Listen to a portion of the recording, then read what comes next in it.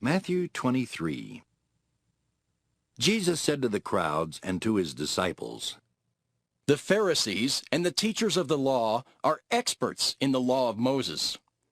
So obey everything they teach you. But don't do as they do. After all, they say one thing and do something else. They pile heavy burdens on people's shoulders and won't lift a finger to help them. Everything they do is just to show off in front of others.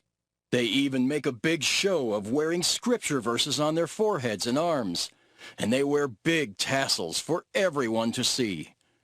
They love the best seats at banquets and the front seats in the meeting places. And when they are in the market, they like to have people greet them as their teachers. But none of you should be called a teacher. You have only one teacher, and all of you are like brothers and sisters. Don't call anyone on earth your father. All of you have the same Father in heaven. None of you should be called the leader. The Messiah is your only leader. Whoever is the greatest should be the servant of the others. If you put yourself above others, you will be put down. But if you humble yourself, you will be honored.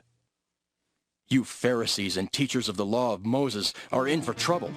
You're nothing but show-offs. You lock people out of the kingdom of heaven. You won't go in yourselves, and you keep others from going in. You Pharisees and teachers of the law of Moses are in for trouble. You're nothing but show-offs. You travel over land and sea to win one follower, and when you have done so, you make that person twice as fit for hell as you are. You are in for trouble.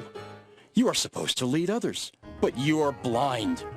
You teach that it doesn't matter if a person swears by the temple, but you say that it does matter if someone swears by the gold in the temple. You blind fools! Which is greater, the gold or the temple that makes the gold sacred? You also teach that it doesn't matter if a person swears by the altar, but you say that it does matter if someone swears by the gift on the altar. Are you blind? Which is more important, the gift or the altar that makes the gift sacred? Anyone who swears by the altar also swears by everything on it.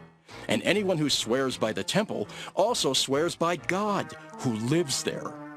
To swear by heaven is the same as swearing by God's throne, and by the one who sits on that throne. You Pharisees and teachers are show-offs, and you're in for trouble. You give God 1/10 of the spices from your garden, such as mint, dill, and cumin. Yet you neglect the more important matters of the law, such as justice, mercy, and faithfulness. These are the important things you should have done, though you should not have left the others undone either. You blind leaders, you strain out a small fly, but swallow a camel. You Pharisees and teachers are show-offs, and you're in for trouble. You wash the outside of your cups and dishes, while inside there is nothing but greed and selfishness. You blind Pharisee, first clean the inside of the cup, and then the outside will also be clean. You Pharisees and teachers are in for trouble. You're nothing but show-offs. You're like tombs that have been whitewashed. On the outside they are beautiful, but inside they are full of bones and filth. That's what you are like. Outside you look good, but inside you are evil and only pretend to be good. You Pharisees and teachers are nothing but show-offs, and you're in for trouble. You build monuments for the prophets and decorate the tombs of good people, and you claim that you would not have taken part with your ancestors in killing the prophets. But you prove that you really are the relatives of the ones who killed the prophets. So keep on doing everything they did. You are nothing but snakes and the children of snakes. How can you escape going to hell? I will send prophets and wise people and experts in the law of Moses to you. But you will kill them or nail them to a cross or beat them in your meeting places or chase them from town to town. That's why you will be held guilty for the murder of every good person, beginning with the good man Abel. This also includes Berechiah's son Zechariah, the man you murdered between the temple and the altar.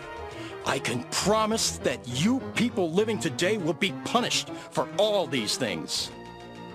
Jerusalem, Jerusalem, Your people have killed the prophets and have stoned the messengers who were sent to you. I have often wanted to gather your people as a hen gathers her chicks under her wings, but you wouldn't let me. And now your temple will be deserted. You will not see me again until you say, "Blessed is the one who comes in the name of the Lord."